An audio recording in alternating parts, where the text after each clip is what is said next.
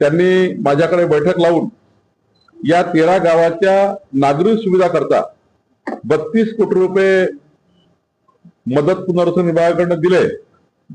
माननीय मंत्री गिरीश महाजनजी यांनी या ठिकाणी मदत केली आहे। आता आमचे जिल्हाधिकारी आणि आमचे सीओ जिल्हा परिषदेचे हे बसून या 13 गावांच्या नागरिक सुविधा पूर्ण करतील आणि एक मोठा दिलासा 30 वर्षानंतर आमच्या नरखेड तालुक्याला मिळालेला आहे। मला पालकमंत्री म्हणून या सर्व गावकऱ्याचं या ठिकाणी अभिनंदन करायचं आहे। पुढच्या 6 महिन्यामध्ये हे संपूर्ण नागरिक सुविधाचे कामं पूर्ण करायचे आहे। राहुल गांधी आज विद्यार्थ्यांसोबत संवाद साधणार आहे काय? मी सांगितलं की हे नौटंकी आहे, नाटकबाजी आहे।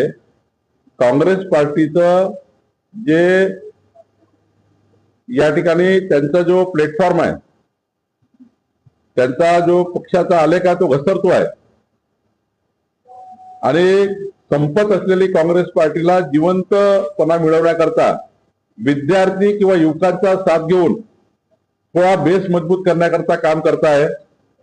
खरं तर हे राजकीय उद्देशाने केलेलं, युवकांना दिशाभूल करून राजकीय उद्देश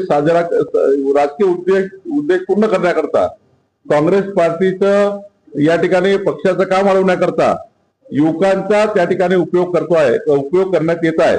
याकरता राहुल गांधी आता युवकाचा विषय घेऊन देशभर त्या ठिकाणी वेगळ्या पद्धतीने अशा पद्धतीची नौटंकी करतायत। युथ आयकॉन मुख्यमंत्री देवेंद्र फडणवीस उद्या नागपुरातील 30,000 सोबत संवाद साधणार आहे। काय विकास केला काय नाही आणि एकूणच संवाद असतो नाही, एकदम चांगला आहे। आमचे मुख्यमंत्री नेहमीच युथ आयकॉन राहिलेले आहे। या महाराष्ट्राच्या युवकांना माननीय देवेंद्रजींच्या नेतृत्वावर विश्वास आहे। या राज्यातले युवा हे नेहमीच त्या ठिकाणी देवेंद्रजींच्या प्रत्येक भूमिकेशी सहमत राहिलेले आहे। त्यामुळे चांगला कार्यक्रम होतो आहे आणि याच पद्धतीने महाराष्ट्रातल्या सर्व जिल्ह्यामध्ये पुढच्या काळामध्ये देवेंद्रजींच्या नेतृत्वामध्ये देवेंद्रजींना युवा आयकॉन म्हणून त्या ठिकाणी त्यांची जी पसंती आहे त्या पसंतीचे कार्यक्रम आहे। आज बैठक आहे सर, पुण्यात राडा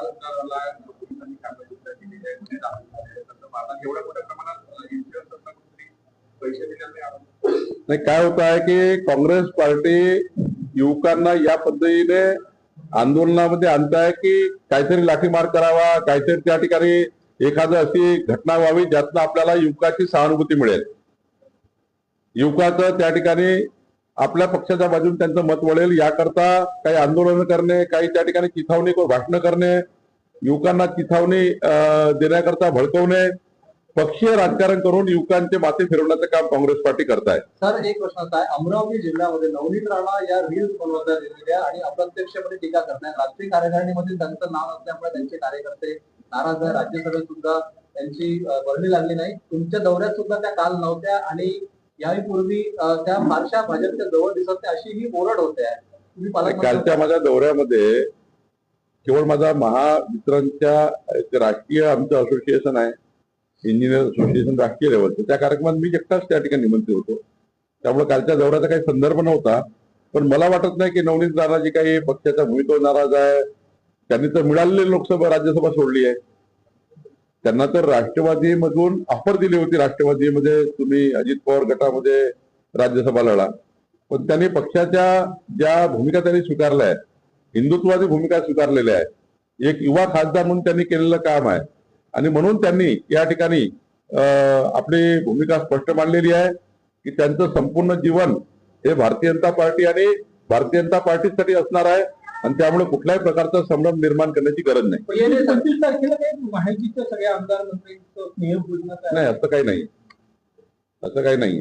डीएनए संदर्भामध्ये काही शेतकरी परवाच्या दिवशी जिल्हाधिकारी कार्यालयात आले होते। 6,700 एकर जमीन डीएनए डिफेन्स डिक्लेअरसाठी घेतली जाणार आहे। तांदूळ उत्पादक शेतकऱ्यांची जमीन घेऊन आता तर पालकमंत्री म्हणून काय मधला मार्ग काढणार आहे?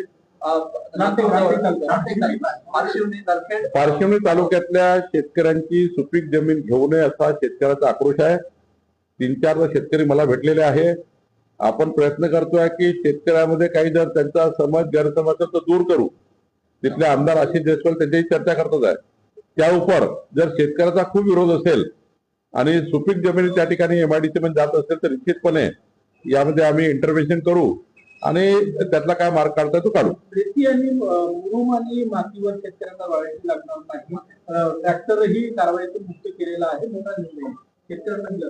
महाराष्ट्राच्या संपूर्ण शेतकऱ्याकरता अत्यंत चांगला निर्णय आहे जो महसूल खात्याने घेतला आहे की राज्यातल्या शेतकऱ्यांना त्यांच्या शेतीचं सपाटीकरण करायचं असेल, लेवलिंग करायची असेल, पडीत जमीन शेती उपयोगी करायची असेल, पडीत जमिनीमध्ये पीक पाणी घ्यायचं असेल तर त्याला लेवलिंग करावं लागतं, त्याला माती लागतं, थोडं त्या ठिकाणी बेस तयार करावा लागतो.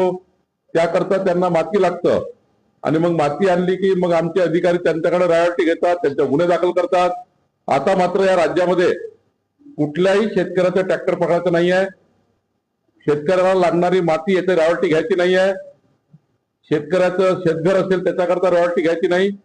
शेतकऱ्याचं शेत जमिनीकरता लागणारा कुठलंही साहित्य किंवा त्याला लागणारी कुठलंही उपयोगाचं साहित्य हे त्याला वापर करताना शेतकऱ्याचा कुठल्याही अडवणूक करायची नाही असे आदेश तहसीलदार, तलाठी आणि पोलिसांना दिलेले आहेत. त्यामुळे आमच्या शेतकऱ्यांना उद्या शेतीमध्ये मजबूत करायचं आहे.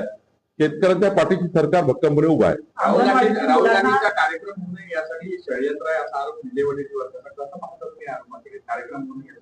कार्यक्रमच बोगस आहे, डिफॉल्टर आहे. युवकांना राजकारणाचं बळी करताय, पक्षीय कार्यक्रम घेत आहे. काही एनजीओचा आहे का? राहुल गांधींनी काँग्रेस पार्टी या ठिकाणी वाचवण्याकरता कार्यक्रम, युवकाचे कार्यक्रम घेत आहे. निसटलेला जनाधार पुन्हा एकदा वापस यावा याकरता कार्यक्रम घेत आहे. ते काय देवपूजा करायला आलंय का? त्यामुळं वडेट्टीवारजी राजकारणाकरता युवकाचा त्या ठिकाणी वापर करू नका. राजकारणाकरता युवकाचा वापर करून त्यांचे माथे भडकवू नका. आज युवकांना या देशाचे संस्कार, विरासत, संस्कृती आणि तंत्रज्ञान, विज्ञान आधुनिकीकरणाचं पुढे न्यायचं आहे. विकसित भारताचे नागरिक आहेत, त्यांना खरी दिशा मिळाली पाहिजे. राजकारणाकरता युवकाचा वापर झाला नाही पाहिजे, ह्याच्याकरता आमची भूमिका आहे. अंगणवाडीतून मुलांना देण्यात येणारे साहित्य अत्यंत निकृष्ट दर्जाचे असल्याचे अहवाल समोर आलेला आहे. नाही तर मग करतील ना कारवाई. असं आहे, जर चुकीचं असेल, खोटं असेल तर कारवाई होईल. आम्ही कोणी त्यामध्ये मध्यस्थी करणार नाही. जर तुम्हाला विद्यार्थ्यांना चुकीचं